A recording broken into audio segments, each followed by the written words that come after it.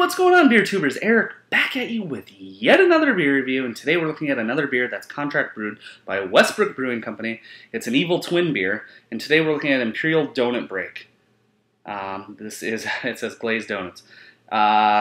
This is a malt beverage brewed with coffee and other natural flavors. Sounds like some almond extract or almond flavors, chocolate, and of course coffee. Imperial Porter, Imperial Stout. I pre-poured it out just because I've had some technical difficulties here. And it pours that pitch black, almost Imperial Stout. Lots of lacing on the glass. Lots of alcohol legs going through. I would almost classify this one just as an Imperial Stout. But let's definitely get the nose on this one. Yeah, a lot of that very similar to his brother's McKellar's Beer Geek Brunch Weasel coffee notes. Getting a very, very similar note. Granted, I may be drinking this a little cold. Not really picking up on some almond nuttiness. There's definitely some sweet, like lactosey vanilla. Lots of chocolate. Nice roasted espresso note. That coffee is very subtle, but it's integrated well. Do I get the smell of a glazed donut in this one? Definitely not. I'm not picking up on enough initial sweetness in the nose. So let's get the taste, and hopefully it's different. Cheers.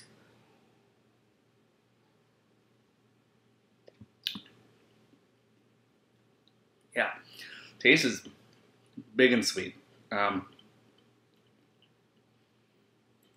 Very, very end of the taste, I am getting a little bit of that glazed donut sugar.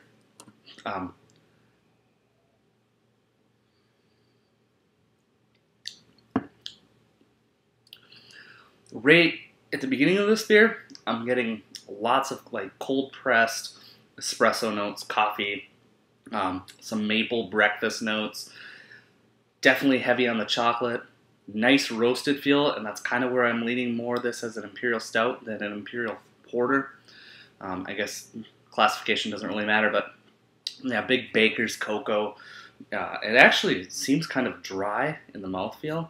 It doesn't just stick to the sides of your mouth, and that's maybe where porter comes in.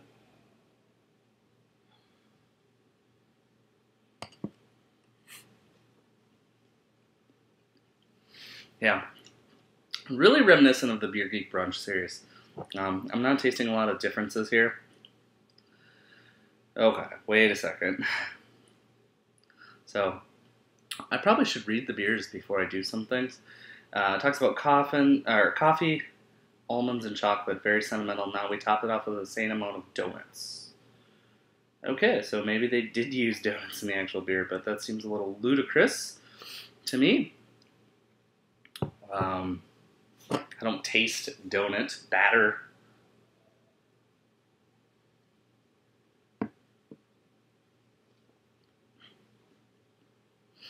I do get some of that kind of cake frosting note. Really kind of a unique beer, but I can't say it's blowing my mind. Initially, it's just a hair too sweet, and kind of getting some of those notes that just where it seems to fall in line with another run-of-the-mill Imperial coffee beer. The coffee doesn't stand out. The coffee, like I said, is well integrated, but it's non-decipherable with all the other stuff that's going on. I guess this just comes down to a beer that simply has too much going on for me. I can't pinpoint any. It's kind of a mess. Aging it, I think it would do well with age. Maybe some things would mellow out, calm down, and become more of a unified flavor profile, and let some of the complexity shine versus you're just catching a flavor here, a flavor there, a flavor there. It doesn't really jive as a unified beer. So hopefully that bullshit makes sense to you. With that said, I'm going to go ahead and have to give this beer a solid 85 out of 100. I don't think it blows the mind, but I don't think it's bad by any means.